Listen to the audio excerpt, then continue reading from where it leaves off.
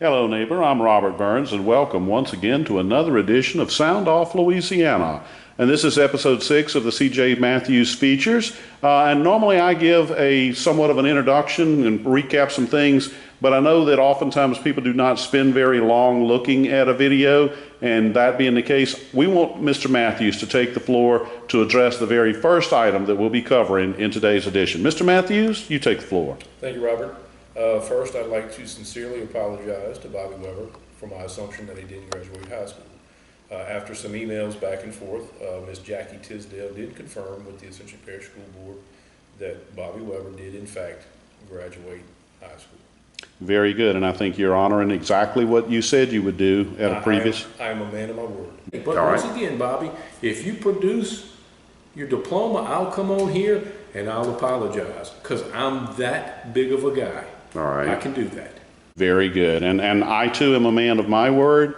So I am going to honor my word that if we did get evidence of his graduation, we would place it on prominent display. I promise that, and I'm going to fulfill that promise. It will be placed on prominent display, showing Mr. Weber's graduation from Ascension High School on January the 18th of 1982. All right. You have my word. We will put that high school diploma on prominent display, and then Mr. Matthews can address whatever he would like to say if that diploma is in fact able to be provided. So with that, we've got that issue out of the way. I want us to resume. Where we had left off in our series. Today's feature will be focusing on the reaction you got.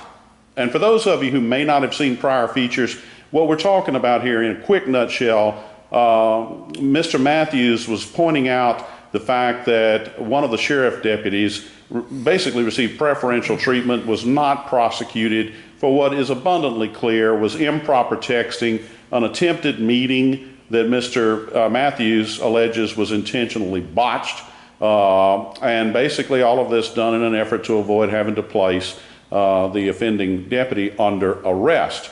And so in the last episode, episode 5, we talked about the Attorney General's office, the fact that they had first initially closed the investigation, then they, quote, reopened it, amazingly in the immediate aftermath of some phone calls being made by an advocate reporter. And we covered that extensively, and ultimately they did, after reopening it, still wind up dropping it, despite overwhelming evidence that criminal violations had taken place here.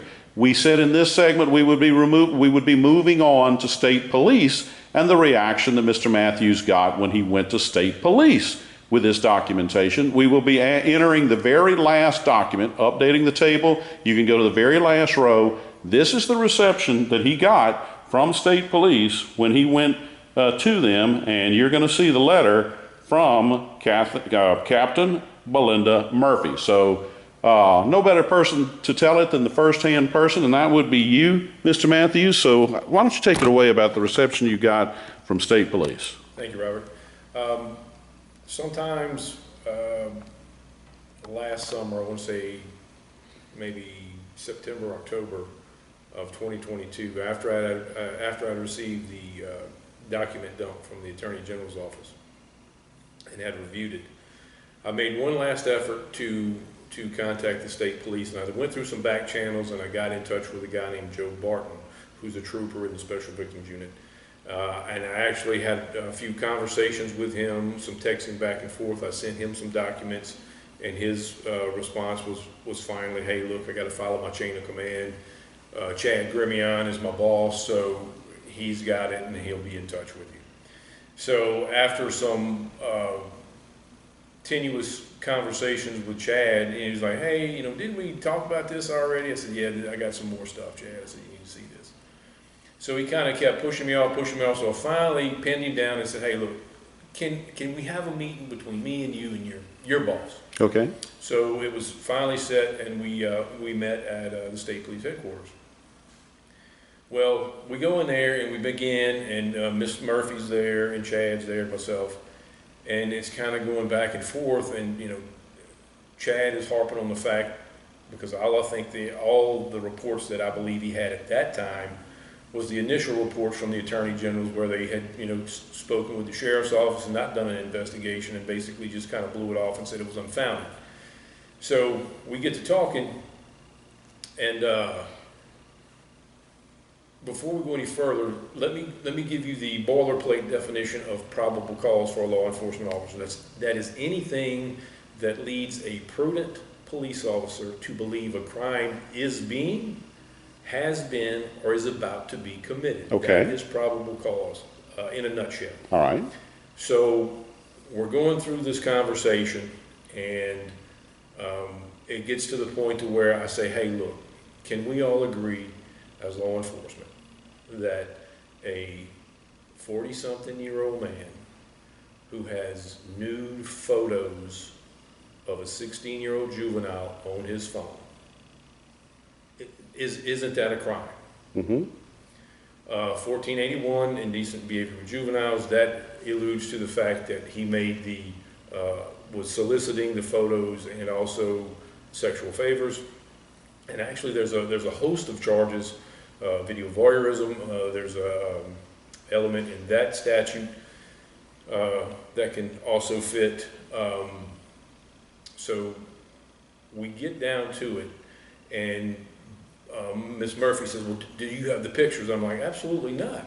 I said, if I was as a former law enforcement officer, if I had any of those pictures, I would be committing a crime. Mm-hmm. So she, kept saying, blah, blah, blah, blah. So I'm like, okay, look, hold on a second. So I open my file, and I begin reading S.A. Stubbs from the Attorney General's office, his description of the photographs. All right. And how he linked all three to being of the victim. One, Yes. the victim that, according to Kelly Brown's report, was her nude breast. Okay. Well, Special Agent Stubbs actually does some police work, and he notices there's some moles on her chest. Well, he sees another photograph, which is doesn't show her face, from neck to mid-thigh, full frontal nudity, and he can see the moles are in the same place. So that's an aha moment. Okay, this is of her as well. And also the other photo, which was of her backside, that was taken in a mirror just like the breast shot. Mm-hmm. And he's doing, once again, more police work. And in the background, he sees that the bathroom tiles are the same. And he documents that in his report. So once I start reading this to Miss Murphy, she blows a gasket. Uh-oh. Where did you get that? I said, I got it from the Attorney General's office through a public records request. And I had brought them a copy. I said, here, you can have it. This is your copy. I said, I got it on thumb drive if you'd like it as well. So basically, that kind of throws her for a loop. Sure. And we continue talking and discussing and the fact that everything that happened. And then a short time later, the meeting's ended. Okay. Okay. A few weeks later, You get this October 12th letter? I get a letter dated October 12th, which you do have a copy, correct? I do have a copy. I'm looking And at it right basically, now. she says that we have reviewed the documents provided to us as well as documents obtained from the Louisiana Attorney General's office concerning the same allegations. After reviewing these documents, it is clear that the images were sent by the juvenile do not meet the elements outlined in LRS 1481 pornography involving juveniles. And that statute, it requires that there be some sexual connotation, like sexual activity, touching other things, that kind of stuff, not just a static photo of a nude body. Sure. Now, the next sentence I think is critical. You read the next sentence. Absolutely. Although there are elements of LRS 1481, indecent behavior with a juvenile, there was no cooperation from the victim at the time of the incident was investigated. That is a outright lie. I'm glad you said it because I was certainly going to say it if you didn't, and I want it to be repeated. That is an outright, flat-out lie.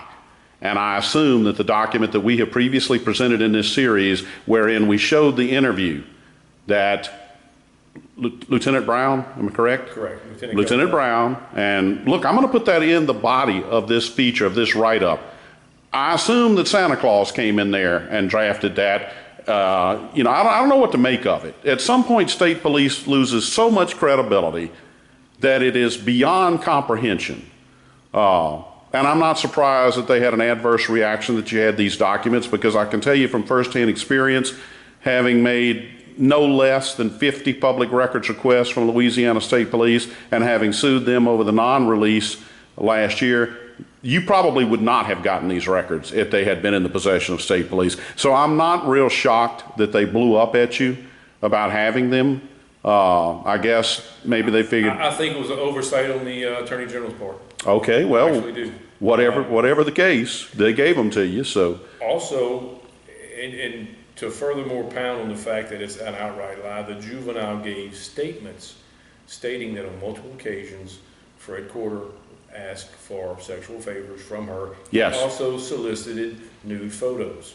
correct, and in the immediate lead up to the all important meeting, there was reference to Do you want oral or others? bingo, and the meeting is all set up. But lo and behold, the Ascension Parish deputies aren't there on time, got there late, and actually encountered him leaving the parking lot as they were coming in. Look, folks, you talk about it's incompetence beyond comprehension if you wanted to say this was incompetence, because the other alternative is worse, which is that we intentionally delayed going out there so that we could give him an out. And But here's the thing. It's short-lived, because once they get his phone and they dump his phone, they also get the geodata. right, So they have him at the location at the time. correct. So there is no doubt that that happened. Correct. Also, in Kelly Brown's report, he mentions that the juvenile victim said the photograph of her breast were in fact 100% hers. And then Kelly Brown goes on to write that there was no violation of any state law. Once again, that is a lie. So you have to decide for yourself, ladies and gentlemen. Once again, is he lying because he's trying to cover this up at the behest of the higher ups? Yes. Or is he just that incompetent? Now, this man is a lieutenant in the juvenile division. Yes. Criminal sex crimes, and he is still there working to this day in that capacity. So that should be very concerning to you.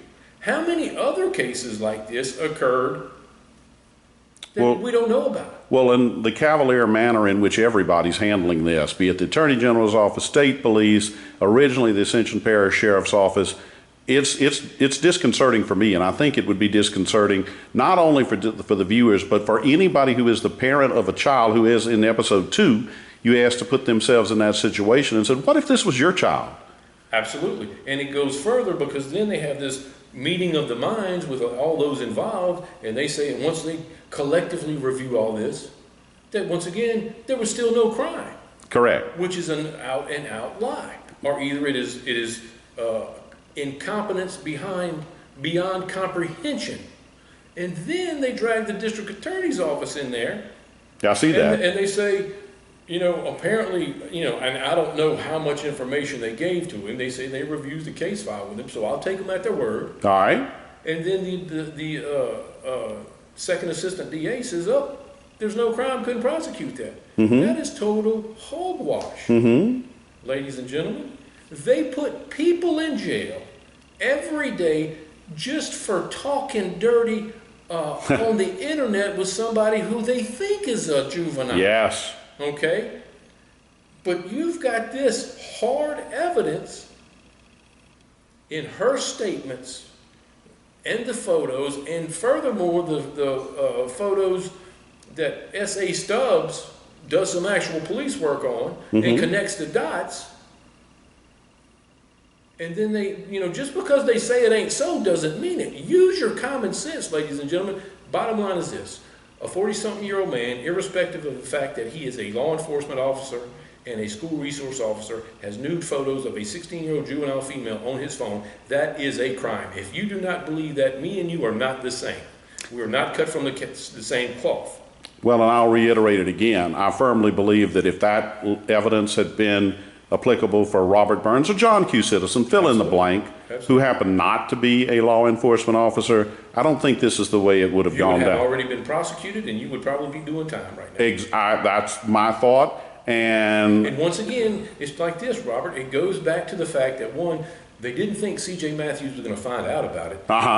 They were going to try to intimidate him. Right. With, you got to show up and meet the DA. attorney's office, but you can't bring your attorney. Right. And then I get the extortion.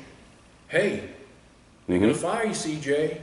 If you don't shut up about Fred Corder, while he'll guarantee you get you 30 years, but he wants some assurances that you're not going to run for sheriff. Exactly. And folks who may have joined late, that's Jeff Wiley, the predecessor to Bobby Weber, who is currently running for state representative. That's who he's referring to when he says Wiley will assure you your pension. So then he gets hooked with the text message the next morning. I got your message from AT&T.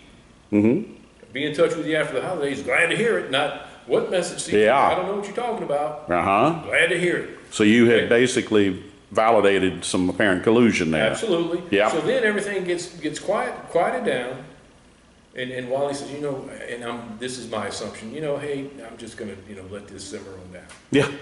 So then Bobby takes over. Hey, let's have a meeting. When you coming back? So I come back and we have a meeting, and he sees that I'm not backing down from it.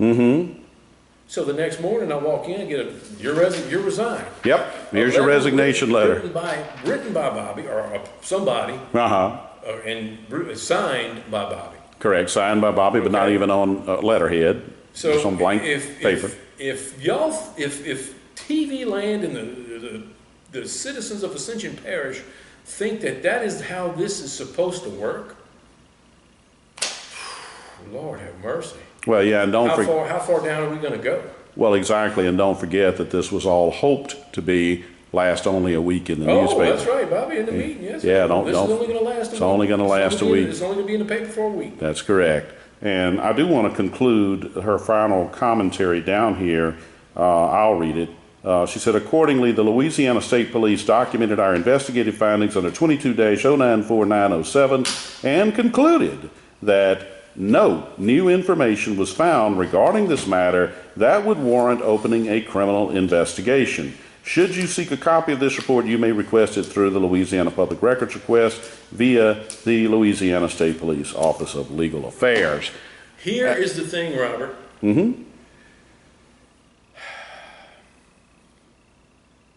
They couldn't, or they don't want to see the other crimes that are attached to that.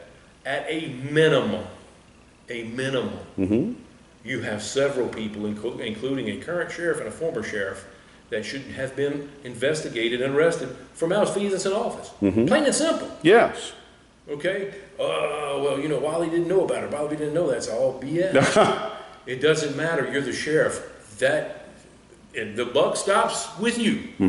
Okay?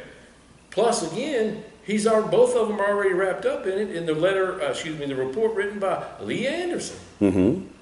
Where, once again, they didn't Mirandize Corder, or there's no documentation or proof that they did. There's no documentation or proof that they did a Garrity if it was an internal affairs investigation, which it was not. Here's another question. Why didn't they let Kelly Brown, the investigator, why didn't they let him interrogate Corder? Yeah. Why not? Yeah. You talking about an inept, shoddy investigation, and ladies and gentlemen, I'm going to step out here and go political for a second. That's what you want to continue to be in your sheriff? Well, I'm sorry, Robert. It pisses me off because I've got kids. I understand. I've got little girls. I understand. And I know there's people out there in the parish that have the same thing. Exactly. And once again, what would you do if that was your daughter? I think that's the most pertinent question of this entire series. Or your son, for that matter. Well, yeah. And I cannot get over making the point-blank statement that there was no victim cooperation in the Ascension Parish Sheriff's Office investigation. Either they lied to her and she just repeated the lie, or, you knew about it. So she's putting this in a letter, okay, in writing, that is a blatant lie. and this is supposed to be the premier law I know it's a joke. I understand. Now, look. This, Robert, I gotta preface it with this. all right. I got a lot of friends and I got a lot of respect for all those guys that wear the gold boot. Mm-hmm. Okay, they do a hell of a job. 98% of them do a hell of a job. They are the best of the best. Or excuse me, put it to you this way: they are some of the best of the You best. talking about state police? Correct. Well, But in every line of work, whether it's sheriffs, deputies, or state troopers, you got some that fall through the cracks. and I It would happens. I would politely banter with you that I think it's a whole lot higher than 2% at state police. That's my assessment from having spent 6.5 years investigating the agency. I can tell you that's the sentiments of one more whale of a lot of current and recently departed troopers. I'll use the word departed because they weren't always retirement. Some people just got so fed up that they said, I'm done with this. And just the sheer number of inexcusable actions that we have reported on one after another. If I had to put a figure on it, and I think it's just getting worse and worse. I hate to say it, under the current colonel, I think it's getting far worse. And I have plenty of backing for that statement. But if I had to put a number on it, I think it's as high as 1/3. And I'm sorry to say that. Those may not be your sentiments. Those are mine. Go ahead. The fact of the matter is this. This could have been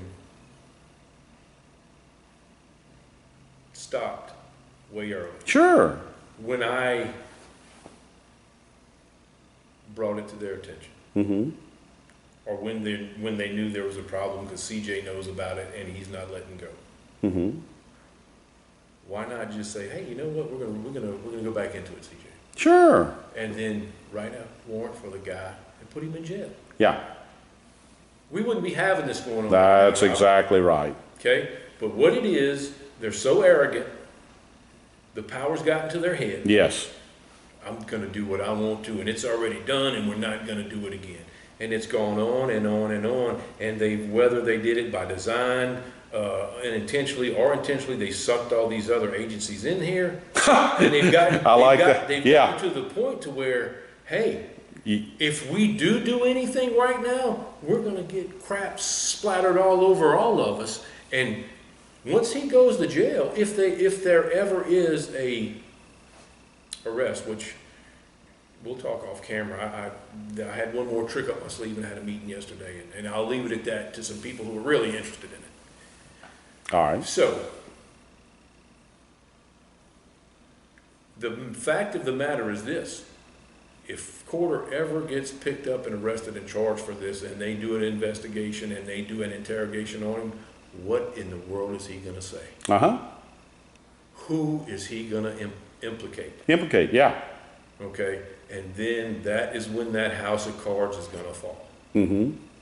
If it doesn't fall before that. Well, and I want to thank you, Mr. Matthews, for extending so much of your time. When you first came to me, I said, look, there is no way in the world we can cover this in one segment. Correct. And I think everyone can see why that was the case. I want to thank all of our viewers and our subscribers who have dedicatedly tuned in to these segments. I will say we obviously hit one little small bump in the road, and that's what we dealt with at the beginning of this episode. A minor distraction. Correct. That's exactly what I would call it, a minor distraction. And I believe the focus is back where it rightfully should have been all along. Correct. And somebody needs to answer this. And I'm not hearing anybody. Nobody. Look, I'll make this challenge to the Weber campaign. I'll do it right now. You want to counter any of this, you have my number, you have my email address. I know that for a fact because I was in on the authentication of the diploma. You let me know. I will put the camera up. I won't edit anything. Let me know what you've got to say about all of this. That is a standing offer to you, Sheriff Bobby Weber. Folks, we'll see if he takes me up on it. Thank you so much, Mr. Matthews, and we may very well have another feature or two before the October election because God only knows what may happen between now and October 14th. You have a standing invitation to come back on Sound Off Louisiana at any time. And I want to thank you for what I believe is probably the most thorough interviewee, the most well organized, and I think you obviously, from what I have seen, would have had excellent detective skills, because from the day you first walked in here and presented me with all of this, I said, nobody's been this organized, nobody's been this thorough. And that's why we have put together the table. We're adding one more document. This is going to be the last one. But I would never have ran with this entire series without that level of thoroughness. So for that, I want to thank you, because as a former fraud investigator for the federal government, that's very important to me. And you did it. And I just want to thank you. I appreciate that, Robert. Very good. We'll see y'all again for another episode of Sound Off Louisiana in the very near future. Thank you once again.